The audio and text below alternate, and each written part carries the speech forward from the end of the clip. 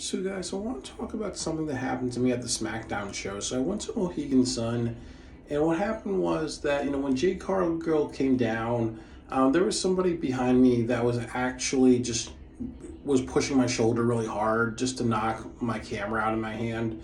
And he was like saying, you know what, he couldn't see really. And I wanted to just turn around and punch him in the face for what he did to me because I felt really disrespected, and I also just kind of went through a lot of different feelings at that time because I've been in situations, growing up where people think they can put their hands on me. Or I know, like I mentioned one video when I was a kid, when I was like 11 years old, my dad had a thing about slapping me on the butt the same way you would slap like a hot girlfriend's butt when they walk by and like chuckling and grinning.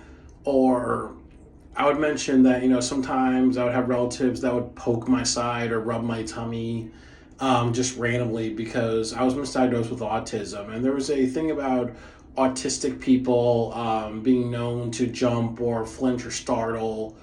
And it was more to just do that to me, Or I had a younger brother, when I would sleep, he'd just like jump and tackle me while I'm sleeping. And then and I remember one time I accidentally threw him across the room, and then my dad was mad at me. And I was like, he needs to learn that you don't tackle a sleeping person. And you're lucky that he's lucky that our grandfather died like 10 years before he was born because what would happen if he was in the VA hospital? My little brother got the idea just to jump on people who are sleeping and who have PTSD and other things like that.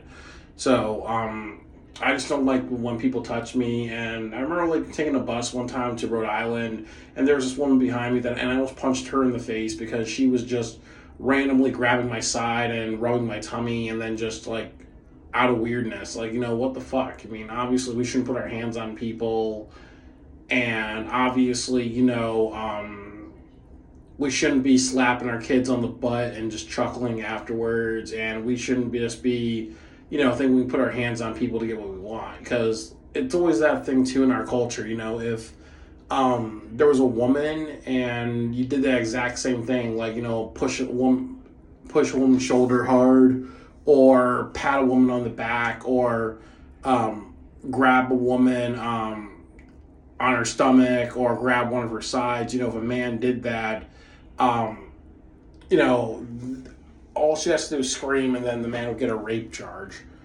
But in our culture, it seems like, you know, when it comes to men touching men, nobody makes a big deal out of it. If it's a woman touching a man, nobody makes a big deal out of it. But I'm also proud of myself in a couple of ways. That number one, while that made me really angry because it brought up a lot of feelings, I'm happy I didn't cold cock this guy in the face. And I think when I looked at him, he looked like this old man that was just didn't want to be there. He was just bringing his, kid along, And then the other thing is that, again, if I cold cocked him or if I just beat the shit out of him, it doesn't accomplish anything. And it's kind of stupid because, again, I should just be mindful that, what, if I'm photographing or getting some B-roll for my videos or whatever, yeah, you have to be a little bit more discreet. Like, it's never happened to me before, but there are some people that are going to tell you, just sit the fuck down, really.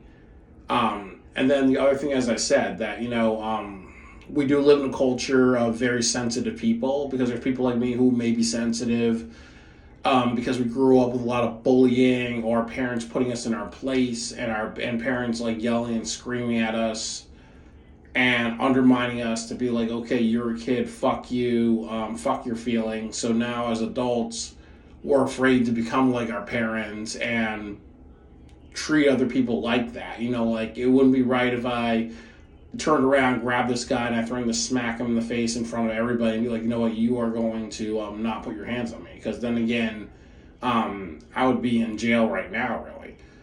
So there's people like me who are a little bit more sensitive or open about our feelings, because we do not want to turn into our bullies or our aggressive parents. And then there are people who believe in putting people in their place. You look at how I think it was Black Lives Matter. There was something where, like a few years ago, where in Black Lives Matter, they had this thing where they went to a restaurant, and if people didn't get the Black Power fist, they would actually flip over people's tables. So imagine if you had a birthday with your kids or an anniversary, you didn't get the Black Power fist, they would walk up to your table and flip it over and throw the food all over you just to teach you just to be like, that's racism. Well, no, that's actually putting people in their place in the wrong way. Or as I said, that I remember one time, there were these two women, and I was taking the train. Okay, I was being disrespectful. I was like listening to my music, and they were kind of being undermining. And then they walked up to a homeless person who was kind of like had a bunch of issues, and they were like, you know what? Can you please stop talking to yourself? Can you please stop talking to yourself? And it was a situation where they were getting this person's face, and they were kind of like chuckling to each other, like, you know what, maybe that person's quirky, but it could have ended in a situation where they could have gotten themselves really, really hurt. But we have to understand that there are people that are like that, where they just believe that the right thing to do is just to put people in their place. The right thing to do is that when people are disrespectful, maybe put hands, maybe just touch people. And sometimes you don't know what you're going to get. You may meet people who like with me, who are like, okay, well, I know to let it slide because it's stupid to just get myself in trouble. And then there may be some people that will just say, fuck you too. Or you may meet people who will just, beat the shit and be like, you know what, almost like in prison culture. Oh, well, you think you can control me, I will correct you if you think you can control me. But I think with me, as I've learned, okay, well, you got to be more discreet, but in the long term, let it go. Maybe the guy's approach was kind of like, as I said, putting me in my place. But it's as I said, if it was Brock Lesnar, if I was Brock Lesnar, he would not be doing that to me, So, sometimes I can feel powerless. Sometimes I can be like, oh, well, it's just like every single time I've dealt with bullying or other things in my life. I have to kind of shut off my brain and be like, no, it's not that. It's just, you know what? I was doing a behavior that's not really polite. Nobody's cared about it before. This is the first time somebody cared about it. I need to learn what I need to learn. And then also, by doing that, I don't put myself in that situation. And there's this guy, OTRS Central, and he was talking about like CM Punk's termination in AEW, and he was kind of saying the exact same thing. There are many times in our lives where if we are always in bad situations or if we have problems with people, the one consistent is that we are causing a problem or we're part of a problem, So I'm happy that I've learned that because, I've had to look at my life and be like, okay, well, I'm not perfect. I'm a degree of an asshole and I need to better myself. And I also am happy because, I do want to be a better person, but I also want to get to a point where I'm like, you know what? Whatever, I don't want to be that person, that's inconsiderate. Like I live with a brother with mental health issues. So, I was shaving, getting my head nice and bald, but he walks into the bathroom and he wants to whip out his penis and pee in the toilet. It almost ended in a fight because I wanted to like push him out of the bathroom or take my mirror and smack him in the face with it. On my handheld mirror and smack him in the face with it because he's nearly 40 years old, but he wants to walk into a bathroom where I'm just get out of the shower, I'm in a bath towel, and he wants to expose his penis and pee in the toilet because he's too inconsiderate to just be like, okay, can you step out? I need to pee really quickly. Just no, I'm gonna whip out my penis and just pee in there. It's unfortunate that there are people who are inconsiderate. There are more people who are inconsiderate than me. But I need to kind of learn to just be, just know what good etiquette is and just do that. But I also will say that sometimes people may respond to me in a disrespectful way. One of the lessons is just how do I respond to it. I have to kind of like put it on a dial because the issue is that if I overreact, it's not worth it. And life is about investment. I've been in situations where I've overreacted, and I've not regretted overreacting. And I think that tonight was a situation where I or I value and I compliment myself for reacting appropriately. And that's that really. And then sometimes, as I've learned, that sometimes there are people that are jerks, or they just want to just get their point across. So they may be mean or jerky, but we have to kind of not always respond to it with just fighting back. Like I remember, like at my old job, I was talking to one of my coworkers about filmmaking, and then this was out of college, and one of the parents was in a tour group. He walked up to me and he said, "Can you please stop talking? We're in the middle of a tour." And he was like gritting his teeth like a Cheshire cat. And I wanted to say, "Okay, I'll stop talking." And then I just wanted to raise my middle finger to him, like, you don't disrespect me like that. And even my coworker said, "What a fucking prick. This guy just thinks that he can walk up to another adult and tell him to stop talking and act unapologetic." Because there are people who may think that I'm a nice, easygoing guy, or maybe I'm behind socially because I don't have the best eye contact, that, oh, well, I can just, I think he's slow or special needs, I can just disrespect him or get in my way, really.